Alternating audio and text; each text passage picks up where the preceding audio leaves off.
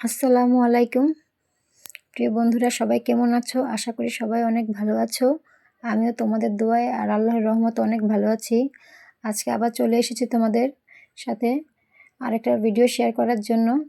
আমার ভিডিওতে আজকেও রান্নার সাথে মজাদার ইসলামিক হাদিস তোমাদের সাথে শেয়ার করব।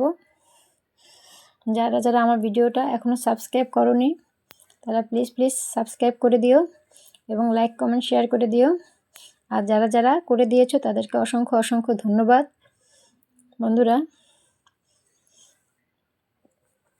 আজকে প্রতিদিনের মতো তোমাদের সাথে রান্না আর সাথে শিক্ষণীয় ইসলামিক হাদিস নিয়ে আমি চলে এসেছি স্বপ্নের রান্নাঘর। তো কথা না বাড়িয়ে চলো আমরা চলে যাই আমাদের রান্নার সাথে সাথে তোমাদের সাথে ইসলামিক গল্প শেয়ার করব। আমার গল্পটা না টেনে আশা করছি পুরোটা দেখবে। আর আমি আমার হাদিস শুরু করতে যাচ্ছি। বন্ধুরা, তোমরা আমাকে জানাবে যে আমার রান্নার রেসিপিটাও কীরকম হয়েছে আর আমার হাদিসটাও কীরকম হয়েছে। তাই আমার ভিডিওটা না টেনে সম্পূর্ণ দেখবে আর অবশ্যই ভালো ভালো কমেন্ট করবে। আমার ভিডিওটা ভালো লাগলে সাবস্ক্রাইব করে দেবে, লাইক কমেন্ট শেয়ার করে দেবে।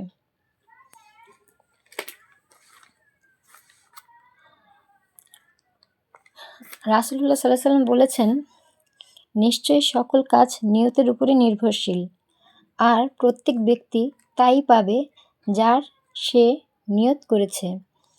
সহিহ বুখারী, সহিহ মুসলিম। এই হাদিসটি ইসলাম ধর্মের অন্যতম গুরুত্বপূর্ণ হাদিস।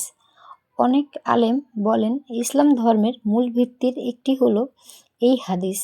এই হাদিসটি বলা হয়েছে হিজরতের প্রেক্ষাপটে। তখন এক ব্যক্তি মদিনায় হিজরত করছিলেন। আল্লাহ ও তার রাসূলের জন্য নয়, বরং একজন নারীকে বিয়ে করার উদ্দেশ্য। তখন এই হাদিস নাজিল হয়, যাতে বোঝানো হয় কাজের আসল মূল নির্ভর করে নিয়তের উপর। ধরো, দুজন মানুষ নামাজ পড়ছেন।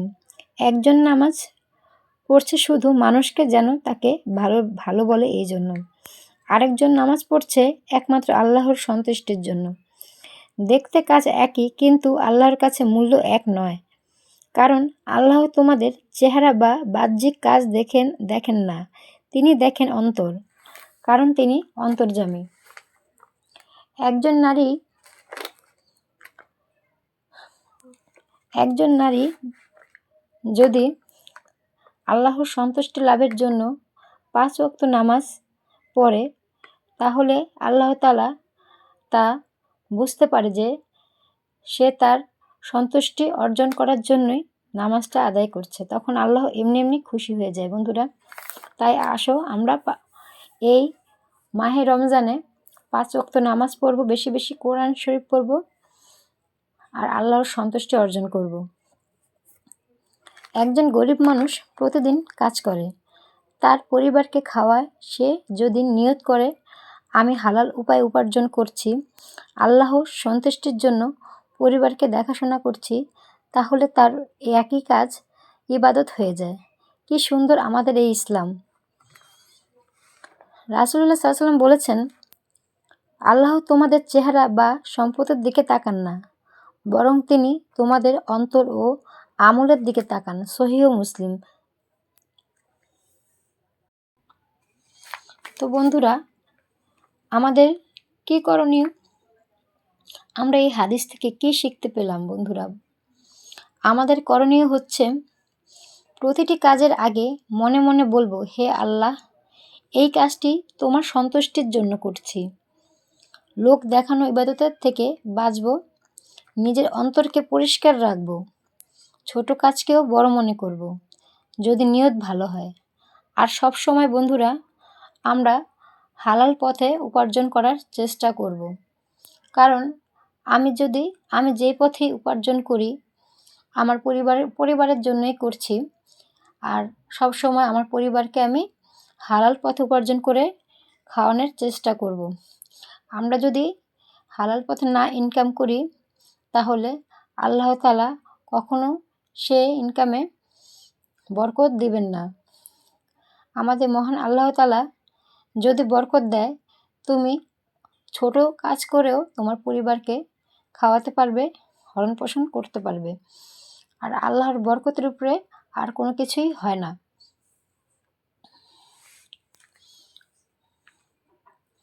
প্রিয় ভাই ও বোনেরা, আমাদের জীবন খুব ছোট। আমরা অনেক কাজ করি, কিন্তু যদি নিয়ত ঠিক না থাকে তাহলে সেই কাজের কোনো মূল্য নেই। আসুন আজ থেকে আমরা প্রতিটা কাজ আল্লাহর সন্তুষ্টির জন্য করি। আল্লাহ যেন আমাদের নিয়তকে পবিত্র করেন, আমিন। তো বন্ধুরা, আমার এই হাদিসটা তোমাদের কীরকম লাগলো তোমরা অবশ্যই আমাকে কমেন্টে জানাবে। তোমাদের জন্য প্রতিদিনই আমি এরকম মজাদার রান্না আর সুন্দর সুন্দর ইসলামিক হাদিস, গল্প সব কিছুই আমার এই ভিডিওতে থাকবে। শুধুমাত্র স্বপ্নার রান্নাঘর আমার এই চ্যানেলটাতেই তোমরা একসাথে রান্না আর ইসলামিক শিক্ষণীয় হাদিস গল্প পাবে। তাই এখনও যারা আমার চ্যানেলটা সাবস্ক্রাইব করোনি তারা এখনই আমার চ্যানেলটা সাবস্ক্রাইব করে দাও, লাইক, কমেন্ট, শেয়ার করে দাও। আর যারা যারা করে দিয়েছো তাদেরকে আমার বুক ভরা ভালোবাসা আর শুভেচ্ছা রইল। বন্ধুরা, তোমাদের সাথে আমি আরও একটা গল্প শেয়ার করতে চাই। তোমাদেরকে কাল আমি বলেছিলাম আমাদের আদি পিতা ও আদি মাতাকে নিয়ে একটা গল্প। আসলে এটা গল্প না, এটা একটা হাদিস। আমাদের আদি পিতার আদি মাতা, ওনাদের নিয়েই আমি একটা হাদিস বলেছিলাম তোমাদেরকে কালকে। তোমাদের কীরকম লেগেছে তোমরা এখনও অনেকে কমেন্ট করে জানাওনি, তারা জানিয়ে দেবে যে আমার গল্পগুলো, হাদিসগুলো তোমাদের কাছে কীরকম লাগছে। তাহলে আমি বুঝতে পারবো যে আমি তোমাদের মন জয় করতে পেরেছি কি পারিনি। কারণ আমি অনেক কষ্ট করে ভিডিও বানাই বন্ধুরা, কিন্তু তোমরা যদি সাবস্ক্রাইব না করো, লাইক, কমেন্ট, শেয়ার না করো, তাহলে আমি বুঝে নেব বন্ধুরা আমার কষ্ট সব বিফলে গেছে, আমি কিছুই তোমাদের জন্য করতে পারলাম না। আর যদি আমার ভিডিও দেখে তোমরা কিছু শিখতে পারো, তোমাদের জীবনে একটু হলেও পরিবর্তন হয়, তাহলে আমার জীবন ধন্য হয়ে যাবে বন্ধুরা। আমি বুঝতে পারবো যে হ্যাঁ, আমাকে দ্বারা তোমাদের কিছু হলেও একটু উপকার হয়েছে, তোমরা কিছু একটা শিখতে পেরেছো। আমি আরও উৎসাহিত হব, সামনের দিকে আরও ভালো ভালো কিছু তোমাদের জন্য নিয়ে আসার চেষ্টা করব। আর তোমরা কী ধরনের ভিডিও চাও, কী ধরনের রান্না চাও, কী ধরনের গল্প চাও, হাদিস চাও, আমাকে অবশ্যই বলবে। তোমাদের জন্য আমি ওই ধরনের গল্প, হাদিস নিয়ে হাজির হয়ে যাব। বন্ধুরা, ইসলামের অনেক সুন্দর সুন্দর গল্প রয়েছে, শিক্ষণীয় অনেক সুন্দর সুন্দর হাদিস রয়েছে, যেগুলো শুনলে তোমাদের জীবনের একটু হলেও পরিবর্তন আসবে। তাই আমি আশা করব তোমরা আমার ভিডিওটা মন দিয়ে দেখবে এবং আমার সাথে থাকবে। কারণ আমি যে রেসিপিগুলোই দেই আমার ভিডিওতে, সবগুলোই আমার ঘরোয়া রেসিপি আর স্বাস্থ্যসম্মত। আর আমি যেই গল্পের হাদিসগুলো বলি সেগুলো তোমাদের জীবনকে পরিবর্তন করে দেওয়ার মতো গল্প, হাদিস। তাই আমি আশা করছি আমার এই ভিডিওটা তোমাদের কাছে ভালো লাগবেই, না ভালো লাগার মতো কিছু নেই। আর তোমরা অবশ্যই আমার চ্যানেলটাকে সাবস্ক্রাইব করে দেবে, লাইক, কমেন্ট, শেয়ার করে দেবে, আমার পাশে থাকবে। আমি এটা তো আশা করতেই পারি বন্ধুরা তোমাদের কাছে। তাই প্লিজ তোমরা আমার পাশে থেকো, আমাকে সাপোর্ট করো। তোমাদের জন্য আজকে এতখানি আমি করছি বন্ধুরা। তোমাদের সাথে আমি আরেকটা গল্প শেয়ার করেছিলাম, একটা হাদিস, যে নারীদের সাথে কী ধরনের ব্যবহার করতে হয়। আমরা যে নারী জাতি আছি, আমাদেরকে সৃষ্টি করেছেন পুরুষ মানুষের পাঁজরের হাড় দিয়ে। তাদের পাঁজরের হাড়ের বাঁকা অংশ দিয়ে আমাদের তৈরি করা হয়েছে। তাই আমাদের সমাজটা যেহেতু পুরুষ শাসিত সমাজ, আমাদের নারীদের অনেক অবহেলা করে পুরুষরা। আমিও যেহেতু নারী, তাই আমিও বলবো, আমরা যেহেতু নারী, তাই সকল পুরুষ জাতিকে আমার পক্ষ থেকে একটা কথাই বলার আছে যে সকলেই আমাদের মতো নারীদের সাথে উত্তম ব্যবহার করো।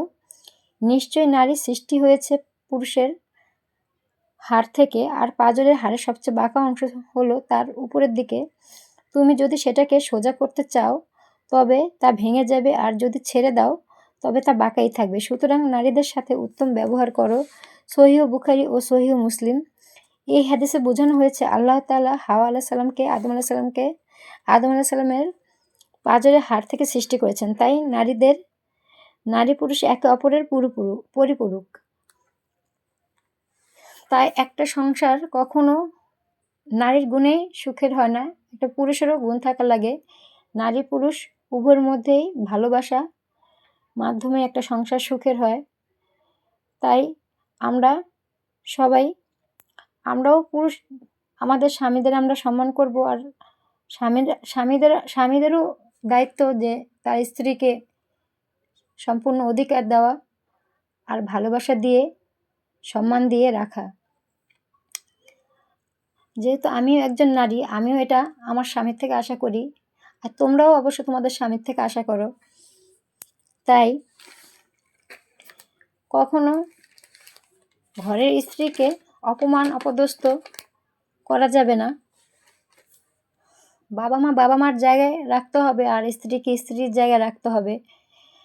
তাহলেই দেখবা সংসারে সুখ আসবে, শান্তি আসবে। আর এটা আমার কথা না, এটা হাদিসেরই কথা। অনেক পুরুষ ভাইয়ারা আছে যারা বাবা মার কথা শুনে নিজের ঘরের স্ত্রীকে ভুল বোঝে, অনেক খারাপ আচরণ করে, খারাপ ব্যবহার করে। আর এরকম করতে করতে দেখা যায় একদিন যে তার সংসারই টিকে না, সংসারটাই ভেঙে যায়। এজন্য যাতে সবার সংসারই সুখের হয়, শান্তির হয়, আমি এই উপদেশই দেব যে কেউ কাউকে কখনো ছোট করে কথা বলবেন না, কখনো অপমান অপদস্থ করে কথা বলবেন না। নারী পুরুষ একজন আরেকজনের পরিপূরক। তাই সবাই সবাইকে ভালো রাখবেন, ভালোবাসবেন। আর আমার কথাগুলো যদি ভালো লাগে তাহলে অবশ্যই সাবস্ক্রাইব, লাইক, কমেন্ট, শেয়ার করে দেবেন। আজকে এই পর্যন্তই। ধন্যবাদ।